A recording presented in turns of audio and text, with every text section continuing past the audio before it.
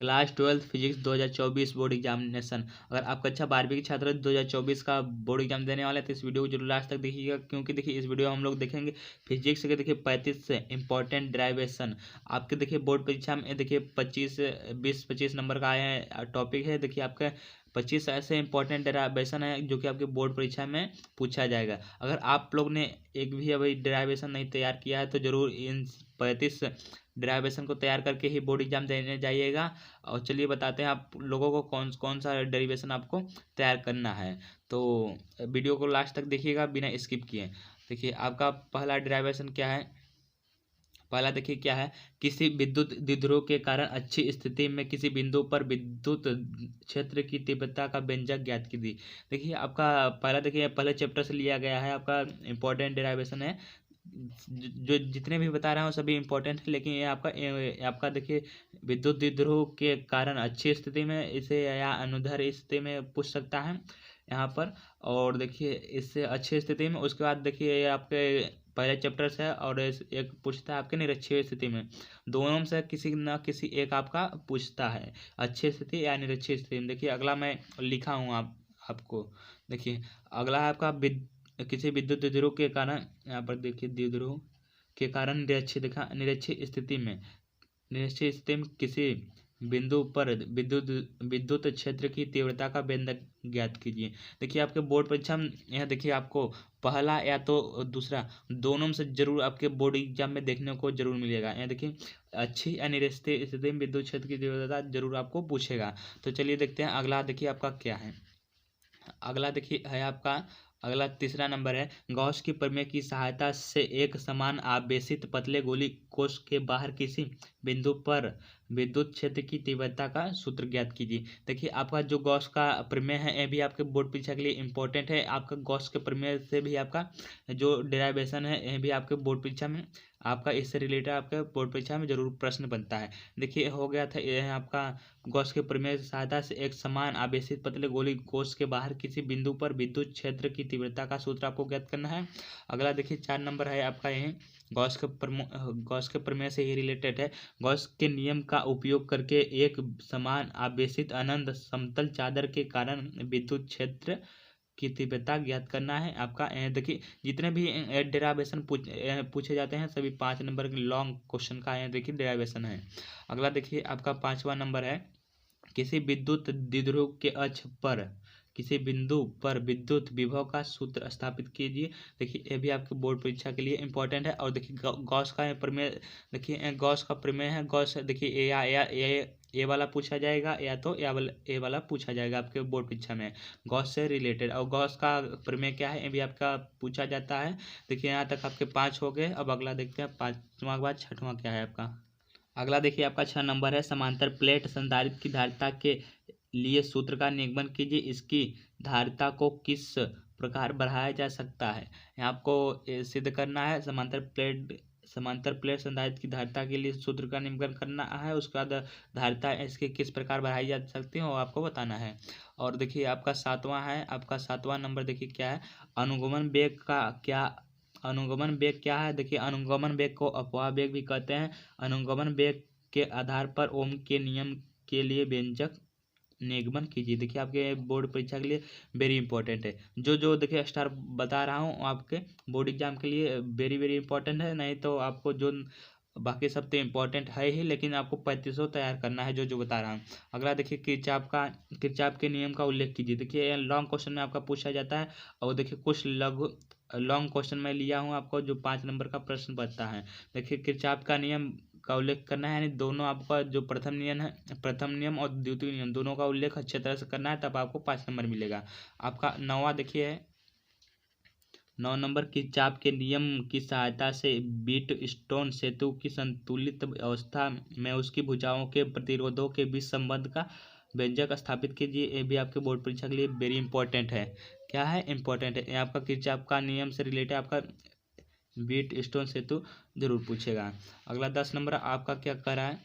10 number क्या है आपका, किसी धारावाही वृत्ताकार कुंडली के केंद्र पर उत्पन्न चुंबकीय क्षेत्र की तीव्रता का सूत्र स्थापित करना है। और आपका अगला है, अगला 11 नंबर क्या कर रहा है, एम्पियर का परपथी नियम आपको लिखना है। एम्पियर की परपथी नियम का उपयोग करके एक अनंत लंबाई के सीधे धारावाही चालक के कारण उत्पन्न चुंबकीय क्षेत्र का सूत्र ज्ञात करना है। देखिए आपका 11 नंबर था। यह देखिए आपका 12 नंबर है। दो समांतर धारावाही चालकों के बीच लगने वाले बल का सूत्र स्थापित कीजिए। एम्पियर की परिभाषा भी आपको इसमें देना है। और आपका अगला डेरिवेशन क्या है? एक समान चुंबकीय क्षेत्र में स्थित चुंबकीय द्विध्रुव पर लगने वाले बल के आघूर्ण का सूत्र आपको प्राप्त करना है। आपका वो देखिए 13 नंबर हो गया था। अब 14 देखिए, 14 आपका डेरिवेशन क्या है? चल कुंडली धारामापी का सिद्धांत एवं कार्य का वर्णन कीजिए। इसकी सुग्राह्यता किस प्रकार बढ़ाई जा सकती है? क्या सुग्राह्यता इसकी किस प्रकार बढ़ाई जा सकती है? 15 नंबर है आपका चुंबकीय फ्लक्स से आप क्या समझते हैं? विद्युत चुंबकीय प्रेरण संबंधी फैराडे के नियम का उल्लेख कीजिए। देखिए आपका फैराडे का नियम आपका लघु उत्तरी प्रश्न में भी पूछा जाता है, इंपॉर्टेंट है, और डेरिवेशन भी आप तैयार कर लीजिए। और देखिए 16 नंबर है धारावाही परिनालिका में स्वप्रेरक गुणांक का सूत्र स्थापित करना है। 17 नंबर है आपका LCR परिपथ के लिए प्रतिबाधा तथा क्लांतर में सूत्र स्थापित करना है। क्या करना है? सूत्र स्थापित करना है। 18 नंबर है चौक कुंडली का कार्य सिद्धांत लिखना है। कार्य सिद्धांत समझाइए तथा चौक कुंडली में वाटहीन धारा के महत्व को समझाइए। आपका 18 नंबर था। 19 नंबर है आपका किसी गोली पृष्ठ पर प्रकाश के अपवर्तन का सूत्र लिखिए। इसकी सहायता से पतले लेंस का देखिए 1/f बराबर n-1 कोष्टक में 1/r1-r2 अपवर्तनांक तथा वक्रता त्रिज्या ओ के पर्दों में संबंध आपको स्थापित करना है।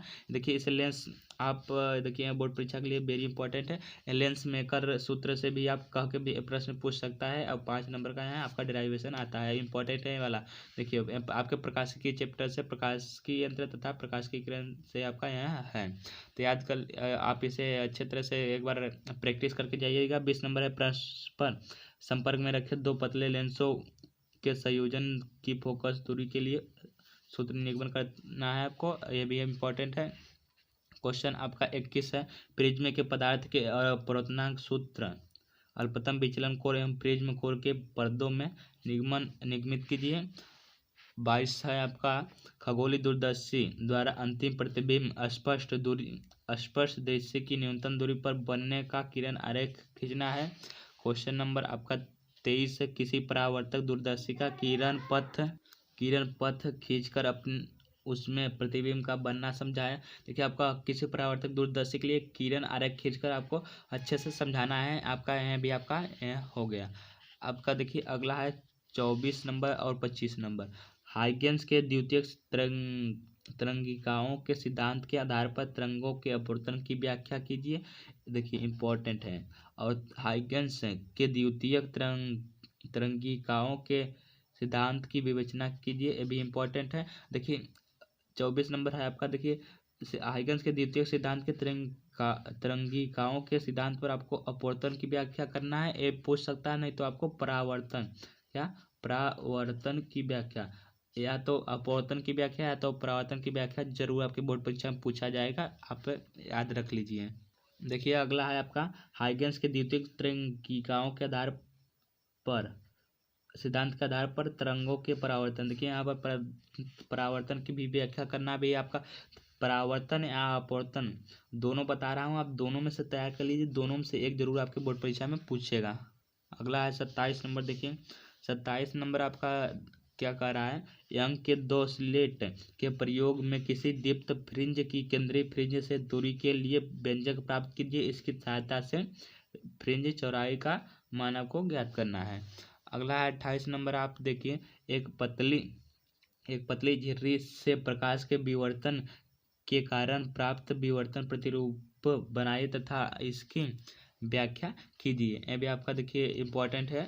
और अगला देखिए है 29 नंबर है आपका देखिए सिद्ध कीजिए कि किसी पारदर्शी पृष्ठ पर ध्रुवर कोर आपतित प्रकाश किरण के लिए परावर्तित अपवर्तित किरणें परस्पर लंबवत होती है। क्या होती है? लंबवत होती है।